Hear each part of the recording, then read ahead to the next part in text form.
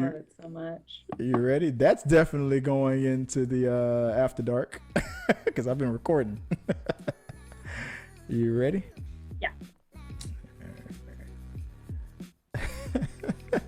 Guys, I got the giggles because Amy was cracking me up with something that if you will become a member, you'll see what it's all about. All I can say is there are peaceful protesters out there who get pretty pissed off and curse people out. So go check it out. But this is We Got Your Vote. This is the show where we take we put up questions that you guys can vote on the answers for and contribute your thoughts on the it's not a political thing. It's just a it's entertainment news related, movie related. Just be just us talking. So we'll post up some questions. We're all friends here. This is safe. It's just say you can trust me. I'm a doctor, and you can like that. you vote on the answers, and we talk about it right here on We Got Your Vote. So you voted. It counts. We counted all the votes. Russia did not hack our systems. Ooh, topical. And we're going to talk about it right here. So, what is the first one that we got up? We asked, what is the best hero versus themselves fight? 66% said Logan versus X-24 in Logan. 15% said Captain America versus Captain America in Endgame. 8% said Flash versus Savitar in Flash Season 3. 7% said Clark versus Evil Superman in Superman 3. And 5% said Vision versus White Vision in WandaVision. Out of all those, I mean, guess which one you saw. Vision versus White Vision. I bet you didn't see any of those other ones. I saw Endgame, first of all. What? Everyone saw Endgame. Everybody did. I mean, not enough to stop. That Captain America fight was pretty fun. Yeah. That is America's ass joke. Yeah, they brought. Yeah. That's a. No, like that was just like a cool sequence too. Like I loved the like time jump stuff in that movie. I thought it was just really, really entertaining. I saw all of them, and I have to say that I don't remember the Logan one. Logan was very dark. Ooh. Logan was very. People loved that though. I saw it, but I don't remember the fight.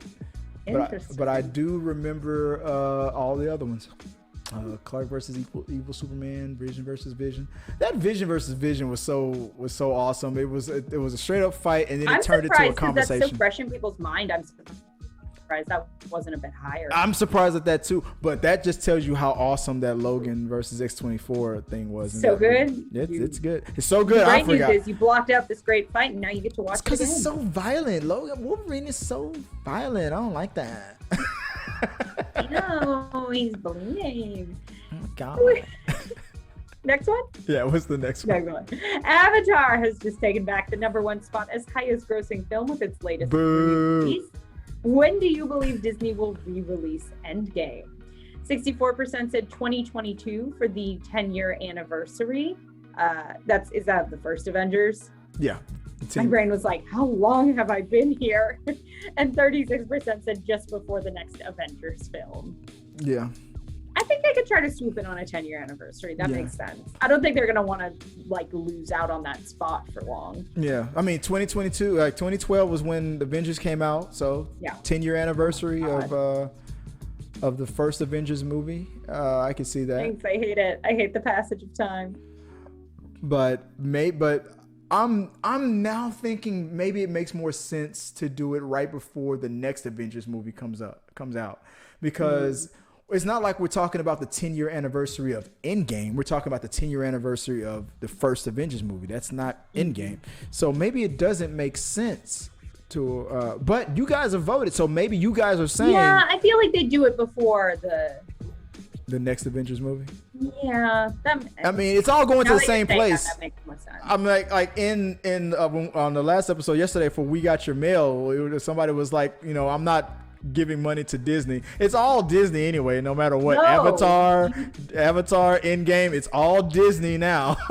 So it doesn't matter. I feel like I don't think they would, but honest to God, if they just re-released it in theaters when theaters reopen, fully reopen. Wait until they like, I guess, I don't know, whatever that'll be, summer, fall in the US. Well, then just being like, we're gonna redrop Avengers Endgame because, and the number of people who I think would just go, I miss being in a theater, and that is a movie. I heard in California that the theaters got sold out. They were limited releases, but I mean, we're only at 25% right now. So, but they've been selling out. So that people are itching to get back. I'm now I am no longer afraid of the whole thing about, you know, will movie theaters now die faster than they were going. They will probably, but maybe it's still going to be a long time from now. I don't want to say I told you so, but I feel you like were right. Hey, you were right. Look, I'll admit it. It doesn't happen often, but I was wrong. I feel like the tide is turning in a positive direction. But the nerds who want to stay home and get everything delivered on Amazon Plus, they are not going to win the day. The moviegoers will win. I'm glad about that. I remember we also posted another question on this channel about when do you think the next movie to hit $1 billion will happen? Will it be 2022, 2023? Those were their options. 2022. I think it's going to be easier in 2022 than it will. Well, easier, but will it happen? That's the question. You think you would have voted for 2022? Okay. Yeah, I think that was what I said when we discussed it. Yeah, I was thinking maybe 2023 or 2024, but now that people are itching. The fact that that LA was selling out, even though it was minimum release like seating. That is a sign. That tells us where people's minds are. I mean, we're a movie. We are the movie town. You are Hollywood. You Hollywood elite. You liberals. Your movies. All right. Up next. Did I kill the vibe, making it political? Hashtag Scammies was trending on March 14th. I can't say it like it's a real word. I can't. The way you say it was so sarcastic. Scammies sounds like just the worst sports bar in your college town. I don't know. You want to go to Scammies? I don't know, man. I found a Band-Aid in my sandwich last time. Let's go to Scammies. Rick is Let's nice. Go to Scammies. It's dollar beer night at Scammies. It's dollar beer night at Scammies. They got the dartboard that screams when you hit it with the dart. It's hilarious, Billy. Man. I like Scammies, but the ladies' room is just too gross. I won't go in there. Their beer is always green, and it's not even St. Patty's Day anymore. It's year round. It's great.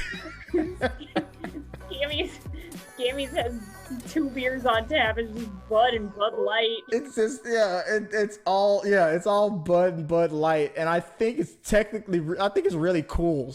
They just put the Bud label on it. They're both just Pabst. Yeah, they put the label on there, but that's not Bud Light.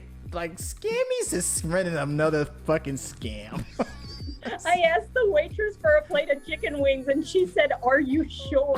I don't want to go to Scammies anymore. I'm sorry. It's Scammies. The guy that got fired from the manager from Hooters that got fired for being inappropriate now owns Scammies. This joke can go forever, man. This is a good one. Oh my god. Scammies was trending on March 14th. Who got the biggest snub in 2021 Grammys? 43% said BTS. That's what my stepdaughter said. 38% said Roddy Ricch, whoever the hell that is. 15% said, am I saying it right? Janae Aiko, and 4% said Mickey Guyton.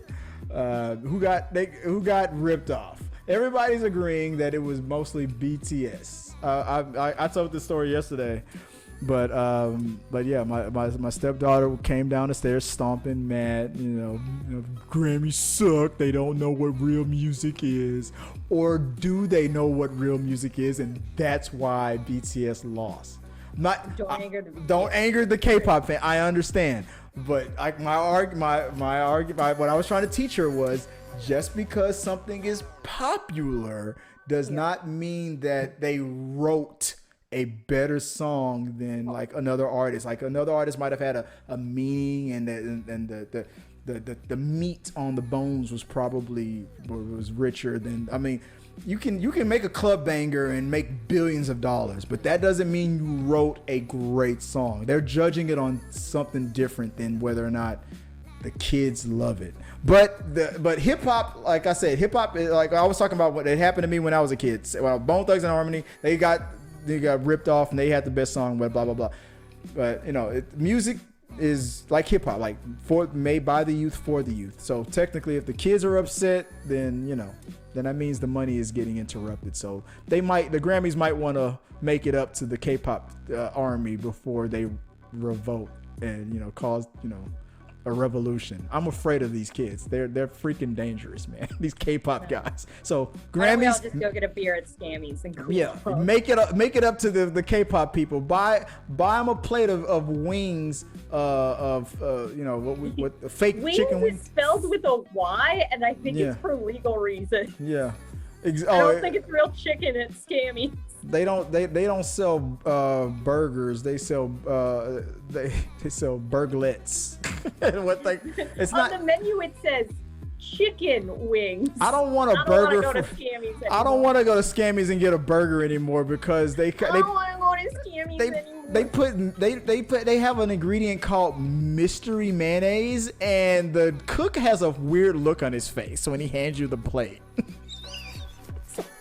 I don't want. Scammies. T3 Media this episode of T3 Media is brought to you by Scammies. Scammies. Don't worry about that finger that's floating in your beer. The guy didn't suffer. So what's next? With the early reviews coming in for Zack Snyder's cut of the Justice League, do you want Zack to return and lead the way for the DCEU moving forward? 77% said yes. 23% said nah. And I'm pretty well, not unanimous, because that's not what that word means, but certainly a majority. 77% unanimous. That's a C+. That's called a Scammy special. Scammies has like a pizza club where if you bring in your report card, you get a 77%. Yeah. Is this real pepperoni? It's 77% pepperoni. But it seems like people are interested. Similarly, I'm with them. I don't think he will. But I hope he does return to Warner Brothers. That didn't end very well. He was in the middle of his Justice League movie, and he wanted to take it in a certain direction, and the Warner Brothers was like, no, we gotta catch up to Marvel, and you know what, we're gonna hire Josh Whedon since he did those Avengers movies, and we're gonna make him do it the way we want. And it turns, and look, if Warner Brothers was right, then they wouldn't be making the Snyder Cut. But they heard from the fans. It turns out maybe Snyder was right, and now they gave him $70 million to finish his vision. So, I mean, maybe bring him back, and I feel like he will. I hope he will. He interviewed with Tyrone Magnus and said it's not impossible for him to come back to Warner Brothers. So maybe if this movie does well enough on HBO Max, maybe he will get a new contract. But if he does, Warner Brothers, Zack is going to be like, oh man, time to pay up, because who was that director that was fired from Disney and then brought back for Guardians of the Galaxy? James Gunn. Oh yeah. Oh man, got paid when Disney had to call him back. Oh man. Yeah, paid. Not only did Disney have to pay him for what he was supposed to do, then they had to pay him a new contract to come back for the same damn movie. He got paid twice for a movie he hasn't even started making yet. So Zack Snyder. Fired from work. They just tell me to not come back. Yeah, exactly. We also asked, will you be watching the Snyder Cut of Justice League, the full 4+ hours in one sitting? 85% of brave souls said, yes, I will watch the entire movie in one Damn sitting. right. 15% said, no, I'll break up my watch time. So 85% are like awesome like me, and the other 15% are like, I have the attention span of what do you say you have attention span? 7-year-old. Yeah. Well, also I inevitably I couldn't imagine setting aside like finding 4 full hours of my life where I wouldn't inevitably fall asleep. So I feel like if I watch this, I would doze off. Wake up, the credits are rolling. That was good. Wake up the next day and go, all right, let's start fast forwarding and figure out where we were. All right, where did it go off the rails here? What happened? Yeah. Henry Cavill was supposed to keep me awake. Groundhogs Day is not the first movie to feature time loops, but it is the most referenced. If this movie was never made, what would stand out as the quintessential time loop film? 77% said Edge of Tomorrow, 11% said Happy Death Day, 6% voted for Boss Level, 3% Palm Springs, and 2% 1201. Where do you stand on that? The interesting thing about this, because you know how many like comedy time loop movies there are where it's like, oh, it's like Groundhog's Day with a little twist. Yeah. Right? It's always Groundhog's Day that's referenced. If it was Edge of Tomorrow, if that was like the first one to play with time loop, or like or the most popular, yeah, quintessential time loop film, would we get a whole string of like action time loop movies? Yeah, I don't because feel like that's super popular. Because the majority of them to me are the best ones to me are the comedies like Palm Spring. I like the. But if Edge of Tomorrow really set the pace initially of like that's how we do time loop. It is either action or I mean with time loops I feel like that's the only way you can do it. With time travel it's either action or comedy or both. I mean what drama used time loop? I'm sure there is one. On the spot. Can't think of it. That's right. Well, like I'm sure you're right though. I'm sure you're right. Yeah, I feel like I'm like trying to think of trailers. Benjamin Button. Time loop or what's that? I think I'm thinking of a lot. There's a lot of like time travel. Yeah, a lot of time travel drama. The Time Machine. That was I think pretty much it was Time Traveler's Wife. Is that anything? That's considered a drama. I think I never watched it. Benjamin Button to me is technically time travel. That's not time travel. What to him? He's time traveling. Technically, we're all time traveling. Just linearly. But he's the only one going back. I'm right. Okay, what's the Which next? third installment to a franchise are you looking forward to the most in 2022? 69% said AntMan 3, 23% said Jurassic World 3, and 7% said Legally Blonde 3. I'm so mad that our audience is so male. You're so subtle with your jokes. I like the way you're like 69 said 69. It's like I caught that. By the way, don't blame the jokes on the guy. Amy giggled when she said 69. Okay, let's just call it out. But it was funny. I want to be excited for Legally Blonde 3. But no, because I love the first Legally Blonde movie. I think it's like genuinely just the second was trash. I don't like the second one. No, the second one's not nearly as good. It's trash. I feel like AntMan, well, maybe not the one I'm most excited for, has the potential to be the best movie. Wait, which one? AntMan. Oh, okay, because at first I thought I heard you say AntMan, but the way you said it was weird. AntMan. Yeah, I say it like I'm a little ant. AntMan. Trey. Because I feel like superhero movies just tend to fare better on the sequels. Yeah. I think comedies are really, really hard to pull off, like the sequel. Yeah, you're true. Jurassic World and so you're right. I'm not surprised that Jurassic. I didn't see the second Jurassic World, but people did not care for it. I saw it recently. I didn't watch it when it first came out, and I caught up to it like a couple months ago. There are some people who like it better than the first Jurassic World, and some people who don't. I could see both. It was pretty exciting. The story was getting kind of crazy. I like the first one better, the first Jurassic World, but for the ones who love or do like this one better, the second one better, I can see why. It was pretty exciting. But Chris Pratt, they crushed it that first time around. So I think I like the first one better. But you're right. Like action movies like that, yeah, it's.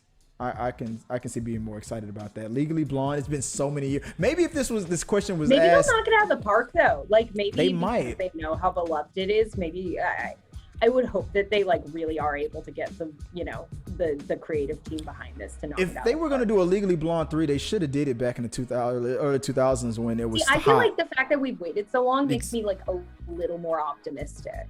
You think it's of like, because when they crank them out one after another, it feels way more like a cash grab. And not that this isn't a cash grab, because like every movie is technically a cash grab. Yeah.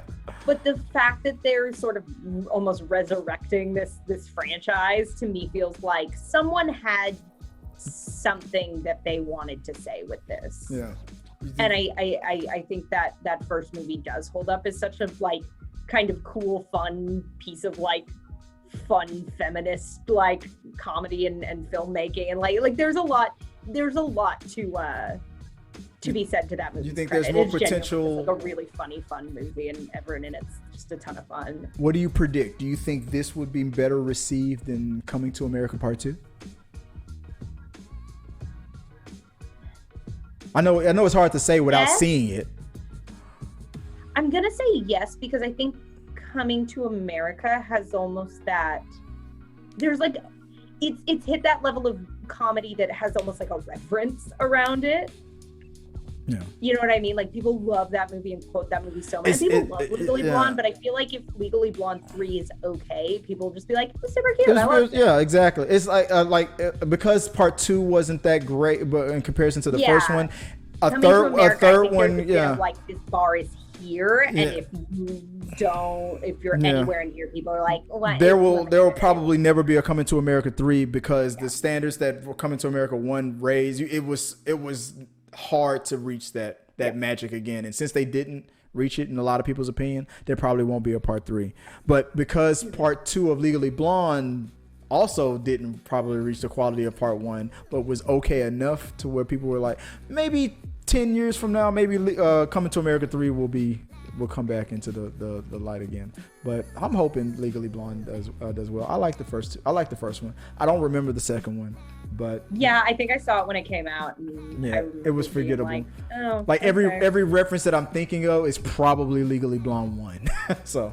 Oh yeah, I don't remember. I think the dog turns out to be gay, and that's literally the only thing I remember from the second one. All right. I don't remember that. And finally, we asked, be honest, how many streaming services are you borrowing the password for? 50% said none, I pay for all of my own. 44% said between 1 to 3 subscriptions, and 6% said 4 or more. And you 6%? Who are these grown-up adults paying for all their subscriptions? Me. Well, not really. No, I'm in the one category. I steal my mom's password for the wrestling WWE Network, but WWE Network just folded and sold to Peacock, and I don't own Peacock, and my mom doesn't either. So because of that technicality, I am no longer borrowing anybody's passwords. So you have a lot of grown-up adults on this channel. And for you, but you 6% that are stealing, this was a trick. If you voted, that means the FBI is now monitoring and will be contacting you now. We are sellout. This is T3 talking through the snitching. So that's what this is. We are snitching on. And if I'm not mistaken, I think the numbers talking to the medias, and they've confessed. Go. Swarm. Yeah, exactly. We got you. If you like what you saw, make sure to subscribe to the channel and please drop a like on this video. It really does help us. Also, don't forget you can turn on notifications so you don't miss a single review, react, why is that trending, or we got your mail.